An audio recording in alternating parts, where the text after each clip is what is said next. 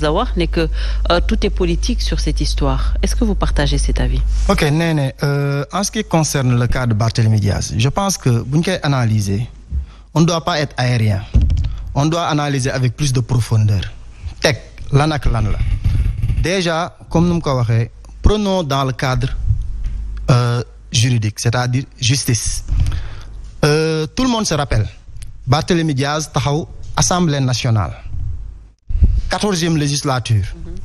Barthélémy Diaz ne carrément man mënuma nekk exercer sama mandat de député, c'est-à-dire je ne peux plus être candidat parce que code électoral dafa dal sama kaw. Loolu Barthélémy Diaz moo ko wax Assemblée nationale 14e législature. Barthélémy Diaz ñu ñëw Conseil constitutionnel. Barthélémy Diaz sachant que, encore une fois, sachant que il n'est pas éligible, Barthélémy Diaz nekk tête de liste, teg boppam tête de liste au niveau pendant les élections législatives. Et c'est très important ñu bàyyi xel ci loolu. Lan moo nekkoon objectif bu Barthélémy Diaz ba muy def boppam tête de liste. Barthélémy Diaz sachant que taxaw na Assemblée nationale ne moom mënul nekk candidat. L'objectif c'était rien d'autre que mu victimiser wu. C'est-à-dire ñu ne Barthélémy Diaz nekkul candidat mu génn ne Sénégalais yi ñu ngi nii kat ñoom nee nañ dañuy def des élections inclusives te génnee nañ ñu ci. Maintenant ñu dem mu déposer candidature am, le Conseil constitutionnel valide candidature am. Effectivement mu am ñu demander à ce que ñu annuler candidature u Barth. Justement. Effectivement bu fekkee moom loolu yëpp la def ça concerne que Barth mais et le Conseil constitutionnel. bàyyil ma ñëw léegi mu am ñu demander pour démettre Barth en tant que tête de liste, c'est-à-dire annuler candidature am. Maintenant le Conseil constitutionnel il faut que ñu taxaw lan la Conseil constitutionnel wax. Le Conseil constitutionnel a été très clair. Le Conseil constitutionnel a jugé sur la recevabilité du dossier encore une fois. Le Conseil constitutionnel n'a pas jugé le dossier dans le fond. Conseil constitutionnel lu mu wax mooy ki déposer recours bi habilité wul pour déposer recours bi. Donc le recours n'est pas recevable. Du coup c'est rejeté. Donc allewul dans le fond demul dans le fond est-ce que article bii wax na Barth wala wax na lee. Dès lors que ki déposer recours bi habilité wul pour déposer recours, Conseil constitutionnel génnee na joxe na ne carrément wax ni kooku le dossier n'est pas le recours n'est pas recevable, donc c'est bon. Donc foofu noonu pour dire que bu ñu nee Conseil constitutionnel validé na candidature am effectivement moo ko validé mais par rapport au recours statué wul ci recours bi. Loolu déjà bien d'autant plus que nekkul ñun ñooy def recours. Pourquoi ñuy dem sachant que ministre de l'Intérieur bu bëggoon def recours da koy def.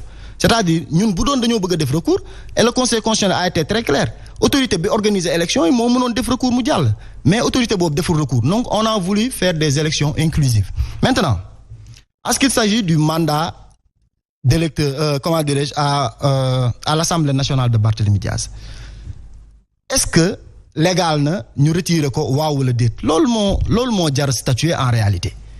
Article L29 dafa dal ci kaw Barth dañ ko juger condamné ko définitivement mais il ne peut plus exercer son mandat de comment dirais-je de député.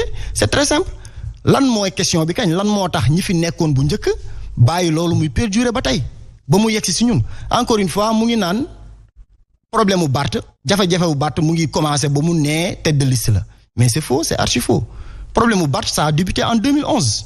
Le problème de Barth en réalité c'est en 2011 que ça a débuté pas bërki démb parce que encore une fois c'est pas nous qui avons jugé Barth depuis bañ fi ñëwee amul benn loi boo xamante ni changé nañu. Vous l'aviez défendu également disant que tout était politique. bàyyil ma ñëw l'article L29 l'article L30 moo fi nekkoon te moo fi nekk ba tey léegi nag loolu considération juridique la parce que buñ ko défendre sur le terrain politique le président Bassirou Diomaye Faye état dafa am nu muy doxee. Le président Bassirou Diomaye Faye il a clairement dit que sous son règne sous sa magistrature l'ordre politique ne supplantera jamais l'ordre légal. Il l'a dit clairement. Léegi nag lan la ñu waxoon avant ñuy ñëw ci pouvoir bi ainsi de suite li ñu am importance mooy le président de la République bi nga xamante ne mooy gardien de la Constitution li mu wax c'est très clair. L'ordre politique ne supplantera jamais l'ordre légal.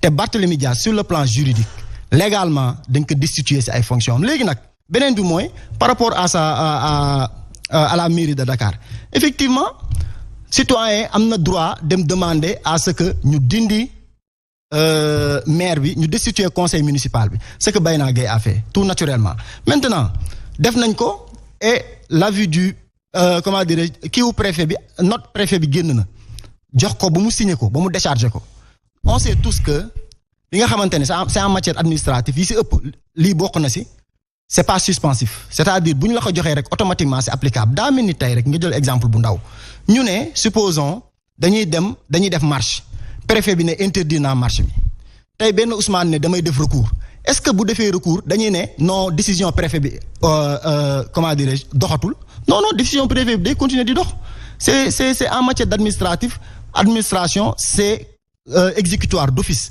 loolu parce que le préfet a une présomption de légalité acte administratif yooyu dafay am présomption de légalité moo tax automatiquement Barth dès lors que préfet bi joxe na acte bi Barth il est destitué de son mandat de maire maintenant yoon may na ko mu déposer recours ay la yooyu na def loolu c'est la foi à la justice de ce pays na déposer recours topp ko lu muy def nii di jaabante di trouble à l'ordre public yëpp amul njëriñ day tardel boppam sonal boppam parce que li ko yoon may mu ngi koy def te na ko def léegi loolu sur le plan juridique la mu pousse sur le plan juridique ma ñëw sur le plan politique mu ngi wax politiquement man xam nga benn affaire dafa am quand je vois des gens défendre Barth vis-à-vis de Sonko daf may jaaxal xam nga lu tax Barthélémy Diaz ñëw nañ ñu ñëw en 2022 oui. Je pense ñu def élection locale Barth nee na moom bon loolu la wax nee na ñun jàppalewuñu ko moom moo gagné mairie bi boppam d'accord Barth gagné na mairie bi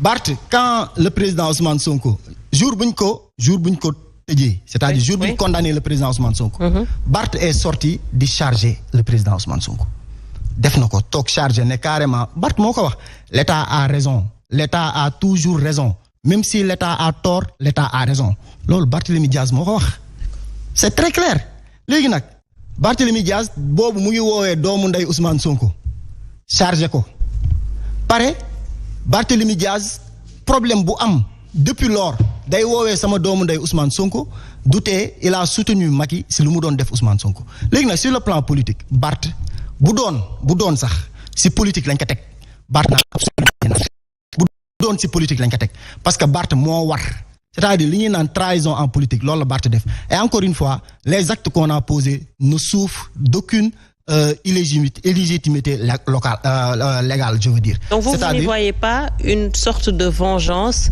après bien sûr. Déjà je veux même pas après li nga cité nii yëpp. je veux même pas parler de vengeance xam nga lu tax bëgguma wax vengeance.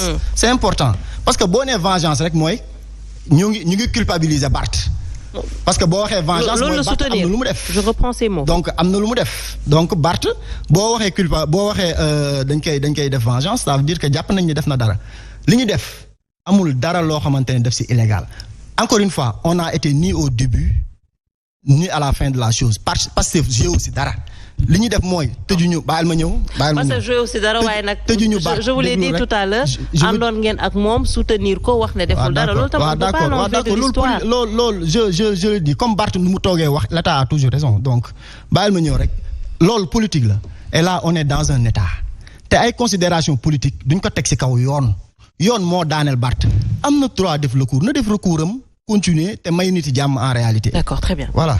Alors si nous comprendrons un peu ce qui se passe, donc ça veut dire que au nom de la politique on peut soutenir une chose aujourd'hui et soutenir peut-être une autre chose wala son contraire le lendemain nan nga ci xalaat. Waaw d'abord en écoutant Samba je ne sais pas si Ousmane sama doom baay même s'il est rentré sans pour autant me saluer je pense qu'on peut faire la politique autrement même si on n'est pas du même bord politique. Non, yow da nga mën tooñ nag. On est tous des Sénégalais donc bu mu dugg see rek la indi. Il est en train de faire du dilatoire. bu mu indi see rek la dugg la indi tenir combat bi quoi mais je le comprends mais lorsque je les écoute d'abord bu may déglu waa Pastef di wax tey ndeysaan je ne sais pas ndax dañoo war a jooy wala dañoo war a reetaan. Lorsqu'il parle d'un état de droit, qu'il parle qu'on doit respecter le droit. D'abord, Omar Sow, je commence d'abord par remercier le président.